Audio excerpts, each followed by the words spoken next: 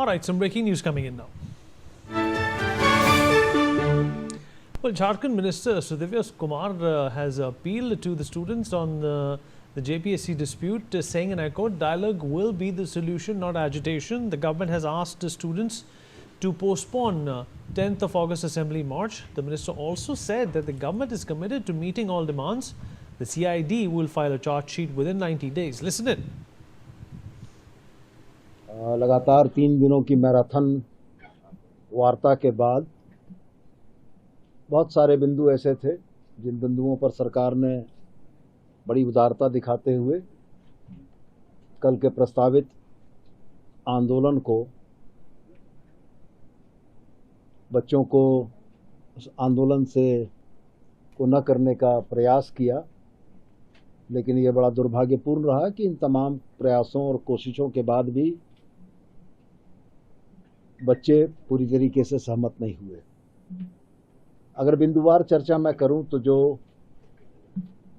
जिन बातों पर लगातार इन 3 दिनों के अंदर में चर्चा हुई थी, उसमें प्रमुख बिंदुओं को 3 भागों में बांटा गया था। पहला बिंदु जांच से संबंधित था, दूसरा बिंदु संदिग्ध परीक्षाओं के कैंसिल करने या रद्द करने से संबंधित था, और तीसरा बिंदु रिफॉर्म्स का था कि जिन चीज़ों के चलते एसओपी के वजह से या जिन त्रुटियों के चलते यह परिस्थितियां उत्पन्न हुई थीं, उन परिस्थितियों को किस तरीके से करके समाधान किया जा सके। सबसे पहला जो विषय जांच का था, 14वीं जेपीएससी में गड़बड़ियों के संकेत मिलने के साथ ही राज्य सरकार ने माननीय मुख्यमंत्री के निर्देश पर बहुत त्वरित कार्रवाइयां की। Manish, my colleague, joins us on the broadcast. Manish, शासन ने सारी बातों की रजामंदी दिखा दी है, बट सीबीआई प्रोब को लेकर अभी भी एक सस्पेंस बना हुआ है।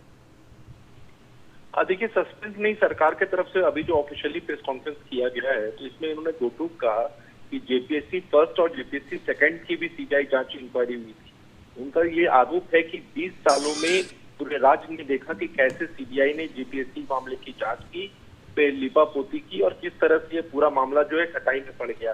तो ऐसे में हम नहीं चाहते कि ये मामला भी उसी ट्रैक पर चला जाए।